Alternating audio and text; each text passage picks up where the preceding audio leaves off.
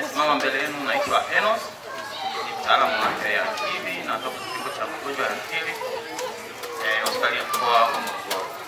Tukisema afya ya akili tunamaanisha nini? Msongo wa mawazo, kawa na hofu, sawa, na zikapelekea shida kwenye afya ya akili. Mtu mwenye ujauzito anaweza kupata matatizo ya akili wakati wa ujauzito, na baada ya kujifungua anaweza kupata matatizo ya akili.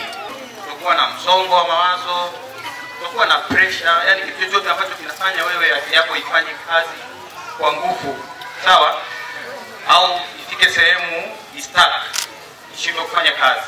Umeelewa? Yani maana yake ni kutokuwa na tatizo lolote linalosumbua akili yako.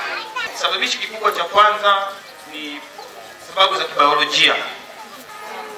Sababu ya pili, sawa, tunasema ni psychological. Ni sababu za kisaikolojia.